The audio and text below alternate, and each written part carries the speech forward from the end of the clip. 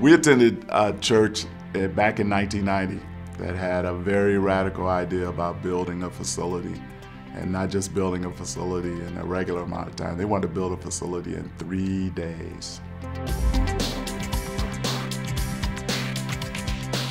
It was a church plant in Homewood, Illinois. We got the crazy idea that we could build a church with maybe 15 families. We didn't have a lot of money, but God somehow impressed upon us to move forward with a building project. And so we secured some property for $1,000, and we embarked upon building a church.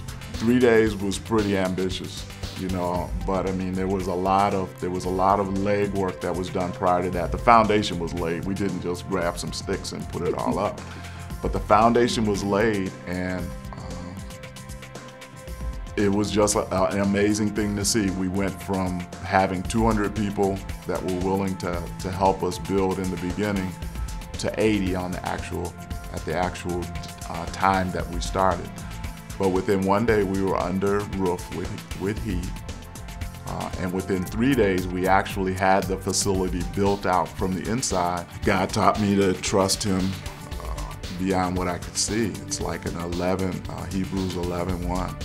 You know, that it's truly is the substance of things hoped for and the evidence of things not seen.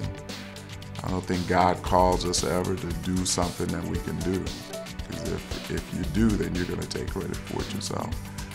If we do things that only He can do, then in that way, He truly gets all the glory.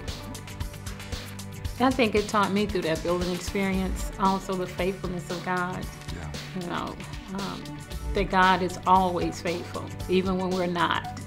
You know, and that He will always provide. He will always provide, no matter what.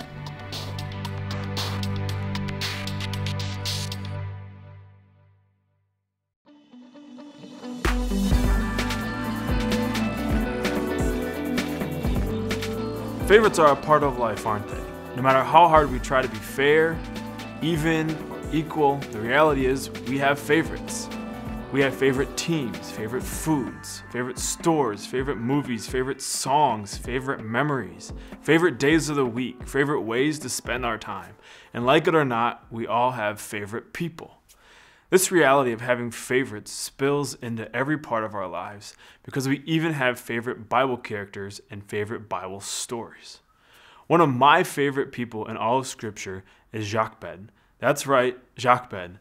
Jochebed had a son at a very bad time, one of the worst times in history to have a son. It was so bad that she had to hide him away for 3 months, only bringing him out to feed and change him. It was a full-time job to keep him hidden and quiet. One day she realized that the life and death game of hide-and-seek wasn't going to last forever. The child was getting too big and too loud. So she set out to gather some reeds and sticks, and she wove together a basket, sealed it with pitch, and said her goodbyes. As she kissed her son and gently set the basket in the Nile River, she must have prayed 1,000 things in a matter of seconds. I can't begin to imagine all the fear, emotion, and anxiety that would have come with pushing a small basket holding your favorite baby boy out into a rushing river full of danger. I only wonder what would be happening inside me as my last finger slipped off the basket and I turned and walked back to my house, and I was no longer part of my son's life. He was no longer in her hands. He was totally and completely in God's care now. I love Jochebed because she was a woman who trusted God with her most valuable, her favorite possession. She is someone who shows us that even when we are scared, uncertain, unsure, worried, and afraid, even then, God can be trusted. I think Jochebed knew that no matter what happened from that point forward, things were never going to be the same again. And still, she trusted God. Things never were the same again.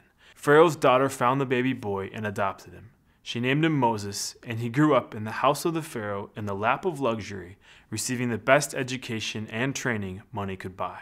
And one day, years later, God called Moses to spend his life delivering people just as Moses had been delivered from the Nile River. And none of it would have happened if Jochebed hadn't trusted God with her most valued, her most precious, her favorite possession. I am absolutely amazed at what Jochebed did and how faithfully she trusted in God. In the face of fear, uncertainty, worry, frustration, and overwhelming helplessness, she trusted God. She has taught me that no matter what is going on around me, and no matter what I find myself surrounded by, I can choose to trust in God. It is our choice to make, and no one can take it from us. It is up to us to choose to trust. Not even God can make us trust Him. Trusting God is up to you and up to me. So here's what I want you to talk about tonight. Number 1, talk about how easy or hard it is for you to trust God and why that is. Number 2, what are your greatest fears, anxieties, worries, and frustrations when it comes to trusting in God? And number 3, what is one thing you don't want to give up? Is there fear behind that one thing?